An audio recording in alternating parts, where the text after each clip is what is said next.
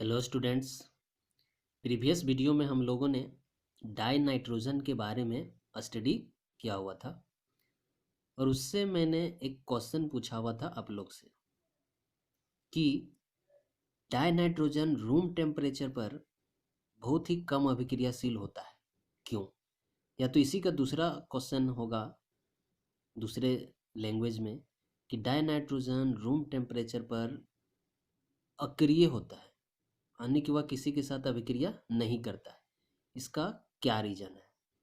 तो चलिए देखते हैं इसका आंसर हम लोग क्या लिखते हैं कि the two nitrogen atoms in dinitrogen are bonded to each other by very strong triple covalent bond. कि जो डाइनाइट्रोजन है और उसमें जो दो नाइट्रोजन एटम है उसके बीच जो है तीन ठो कोवेलेंट बॉन्ड बना हुआ है, जिसको हम लोग सिंपली ट्रिपल बॉन्ड कहते हैं। और यह जो ट्रिपल बॉन्ड है काफ़ी ज़्यादा मजबूत है। तो मजबूत है तो तोड़ने के लिए बहुत ही ज़्यादा एनर्जी चाहिए, लेकिन इसको हम लोग बोल रहे हैं रख रहे हैं रूम टेम्परेचर पर। अब रूम टेम्परेचर में उतना ज़्यादा एनर्जी इसको मिलेगा नहीं, जिसके कारण यह टूटेगा नहीं, और टूटेगा नहीं तो फिर किसी के साथ अभिक्रिया भी नहीं करेगा, इसलिए कहते हैं कि कम अभिक्रियाशील है। ये लिखा हुआ है कि the bond dissociation energy of this bond is very high, कि इस ट्रिपल बॉन्ड को तोड़ने के लिए काफ़ी ज़्यादा एनर्जी का आवश्यकता होता है, जो कि रूम टेम्परेचर पर पॉसिबल नहीं है। एज ए रिजल्ट इसके फलस्वरूप dinitrogen is less reactive at room temperature.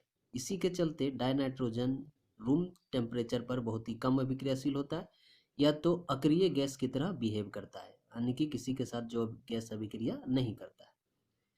यह था का इस क्वेश्चन का सही जवाब। उसके बाद हम लोग को आगे पढ़ना है अमोनिया के बारे में। जिस तरह से हम लोगों ने डाइनाइट्रोजन के बारे में पढ़ा था, उसी तरह से हम लोग को पढ़ना है आगे अमोनिया के बारे में, इसका preparation, physical property, chemical property and uses. और इससे एक क्वेश्चन रिपीटेड ईयर में पूछा ही जाता है, और वह क्वेश्चन क्या है तो हम लोग जब पढ़ेंगे तो वहाँ पर इंडिकेट कर दिया जाएगा कि वह क्वेश्चन कौन सा है जो कि रिपीटेड ईयर में इस टॉपिक से पूछा जाता है हमेशा फाइनल एग्जामिनेशन में। तो चलिए पहले हम लोग देखते हैं इसका प्रिपरेशन, कैसे अमोनिया का निर्माण किया जाता है। कि ammonia is present in small quantities in air and soil, कि हवा और मिट्टी में अमोनिया बहुत ही कम मात्रा में पाया जाता है। वेयर, जहाँ पर इट इज फॉर्म, जहाँ पर इसका निर्माण होता है by the decay of organic matter.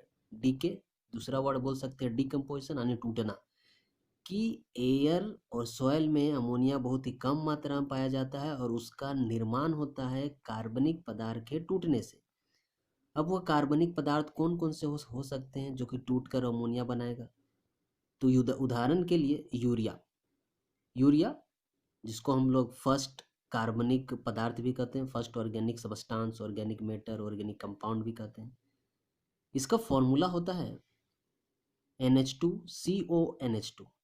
जब इस यूरिया को वाटर के साथ मिलाया जाता है तो यह टूट जाता है, यूरिया जो है सो टूट जाता है और निर्माण करता है अमोनियम कार्बोनेट का। और यह अमोनियम कार्बोनेट को फर्दर जब गर्म करते हैं तो वह खुद से रीअरेंज हो जाता है और टूट कर बनाता है 2 mole of ammonia plus 1 mole of water plus 1 mole of carbon dioxide. उसी तरह से जो अगला प्रिपरेशन है कि अगर हम लोग को कम मात्रा में अमोनिया बनाना हो तो उसको कैसे मैन्युफैक्चरिंग करेंगे और कौन सा मेथड सूटेबल होगा कि कम मात्रा में अमोनिया का निर्माण हो जाए और अमोनिया के अलावा को अवांछित पदार्थ का निर्माण ना हो, एक्स्ट्रा सब्सटेंसेस का निर्माण ना हो, ताकि उसमें खर्च भी कम पड़े। तो ऑन स्मॉल स्केल कि बहुत ही कम मात्रा में ammonia is obtained from ammonium salt, कि जब कम मात्रा में छोटे उद्योगों में अमोनिया को बनाया जाता है तो उसको प्राप्त किया जाता है अमोनिया के ही साल्ट से। अब कैसे प्राप्त किया जाता है सो देखते हैं कि which decompose when treated with caustic soda यानी सोडियम हाइड्रोक्साइड यानी NaOH और कैल्शियम हाइड्रोक्साइड। कि अमोनियम साल्ट को जब मिलाया जाता है, अभिक्रिया करवाया जाता है कास्टिक सोडा के साथ और कैल्शियम हाइड्रोक्साइड के साथ, तो अमोनियम सॉल्ट खुद टूट जाता है, टूट कर जो है अमोनिया का निर्माण करता है। कुछ उदाहरण के लिए देखते हैं कि यह जो है so ammonium chloride ammonium salt है, अमोनियम सल्फेट अमोनियम साल्ट है। जब अमोनियम क्लोराइड को कैल्शियम हाइड्रोक्साइड के साथ मिलाया गया तो यह दोनों आपस में अभिक्रिया किया और अमोनियम क्लोराइड टूट गया और टूट के निर्माण किया 2 mole of ammonia plus 2 mole of water plus 1 mole of calcium chloride. इसी तरह से जब अमोनियम सल्फेट को मिलाया गया 2 मोल ऑफ सोडियम हाइड्रोक्साइड, जिसको कास्टिक सोडा भी कहते हैं, तो अमोनियम सल्फेट टूटकर निर्माण किया 2 mole of ammonia plus 2 mole of water plus 1 mole of sodium sulphate. छोटे उद्योगों में इस मेथड से निर्माण किया जाता है अमोनिया का। इसमें जो मेरा मेन प्रोडक्ट है जो हम लोग को प्राप्त करना हुआ अमोनिया है, यह सब जो है सो एक्स्ट्रा सबस्टांसेस है। उसके बाद है कि अगर बड़े उद्योगों में इसका निर्माण करना हो तो कैसे निर्माण करेंगे। तो ऑन लार्ज स्केल, बड़े पैमाने में, ammonia is manufactured by Haber's process, कि बहुत बड़े पैमाने में जब अमोनिया का निर्माण करना होता है तो इसका निर्माण किया जाता है एक प्रक्रिया द्वारा जिसका नाम है हेबर्स प्रोसेस। हेबर्स यहाँ पर एक साइंटिस्ट का नाम है जिन्होंने पहली बार इस प्रक्रिया के बारे में बताया था। और यही वह प्रक्रिया है जो कि एग्जाम में रिपीटेड ईयर में 3 नंबर के लिए पूछता है कि व्हाट इज हेबर प्रोसेस और वह कौन कौन से कंडीशन है जिससे अमोनिया को ज़्यादा मात्रा में प्राप्त किया जा सकता है। तो चलिए देखते हैं यह दोनों क्वेश्चन का आंसर कि हेबर्स प्रोसेस क्या है और कौन कौन से वह कंडीशन होंगे जिससे अमोनिया को ज़्यादा मात्रा में प्राप्त कर सकते हैं।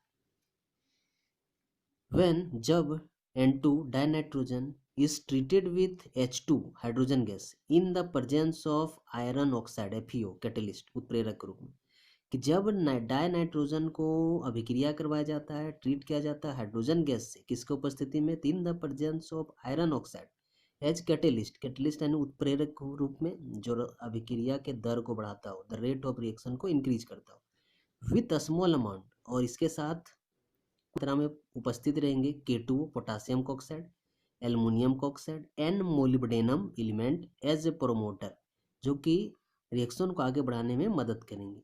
और इसमें टेम्परेचर कितना आवश्यकता होगा, तो at temperature 700 kelvin and 200 atmospheric pressure, इतना प्रेशर और इतना टेम्परेचर मेंटेन करना होगा। देन तब अमोनिया इज फॉर्म्ड, तब अमोनिया का निर्माण होगा और इसी प्रक्रिया को कहा जाता है हेबर्स प्रोसेस। क्या करते हैं हेबर्स प्रोसेस में, नाइट्रोजन गैस लेंगे, उसको अभिक्रिया करवाएंगे हाइड्रोजन गैस के साथ, लेकिन जब यह अभिक्रिया होगा उस समय उपस्थित रहना चाहिए आयरन ऑक्साइड उत्प्रेरक रूप में, जबकि potassium oxide, aluminium oxide and molybdenum as promoter group में। यह क्या करते हैं, तो रेट के रिएक्शन के अभिक्रिया जब करता है तो उसका दर को बढ़ाते हैं, उसका रेट को बढ़ाते हैं, किसका, केमिकल रिएक्शंस का।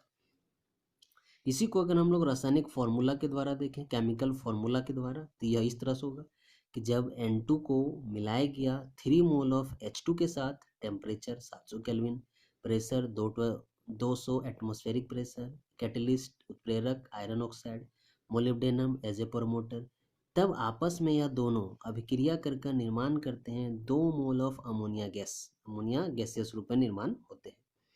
उसके बाद कि अगर कौन कौन से कंडीशन है जो कि इसका जो अमोनिया है इसका मात्रा और भी ज़्यादा मैक्सिमाइज किया जा सकता है, तो देखते हैं वह कंडीशन कि the yield of ammonia can be maximised under the following condition, कि अमोनिया का जो उत्पाद है इसका मैक्सिमाइज किया जा सकता है कुछ कंडीशंस में। और वह जो कुछ कंडीशन है, पहला कंडीशन है हाई प्रेशर होना चाहिए, और कितना, तो 200 एटमॉस्फेरिक प्रेशर होना चाहिए एट टेम्परेचर ऑफ 700 केल्विन, और टेम्परेचर होना चाहिए 700 kelvin. Use of A catalyst, और एक उत्प्रेरक का उपयोग करेंगे सच है जो होगा आपका आयरन ऑक्साइड, और इसके साथ जो मिक्स होगा कुछ मात्रा में वह होगा आपका पोटासियम ऑक्साइड और एल्युमिनियम का ऑक्साइड। तो यह तीनों कंडीशन हैं जो कि होना चाहिए, यह कंडीशन जब अमोनिया का निर्माण किया जा रहा हो। के बाद हम लोग पढ़ेंगे अमोनिया का भौतिक गुण और रासायनिक गुणों के बारे में। तो चलिए देखते हैं सबसे पहले कि अमोनिया का भौतिक गुण क्या है, फिजिकल प्रॉपर्टीज क्या है। पहला फिजिकल प्रॉपर्टी है कि इट इज ए कलरलेस, रंगीन होता है, टेस्टलेस, स्वादहीन होता है, गैस रूप में होता है, हैविंग पंजेंट स्मेल, बहुत ही तीखा गंध होता है इसका, दूसरा फिजिकल प्रॉपर्टी है it is soluble in water. यह जो है सो पानी में घुलनशील होता है। क्यों घुलनशील होता है? क्योंकि पानी में जो हाइड्रोजन एटम है उसके साथ वह हाइड्रोजन बॉन्ड का निर्माण करता है।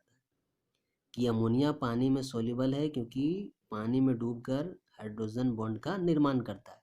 इसी से एक क्वेश्चन पूछा जा चुका है एग्जाम में 1 नंबर के लिए कि अमोनिया को जब पानी में डुबाते हैं तो वह घुल जाता है, लेकिन जब फॉस्फीन यानी PH3 को जब डुबाते हैं तो वह नहीं घुलता है। क्या रीज़न है? इसका रीज़न यह है कि जब अमोनिया को डुबाते हैं तो वह घुल जाता है पानी में क्योंकि वह हाइड्रोजन बॉन्ड का निर्माण करता है, जबकि जब PH3 को यानी फॉस्फीन को जब वाटर में डुबाते हैं तो वह नहीं घुलता है पानी में क्योंकि वह हाइड्रोजन बॉन्ड का निर्माण नहीं करता है।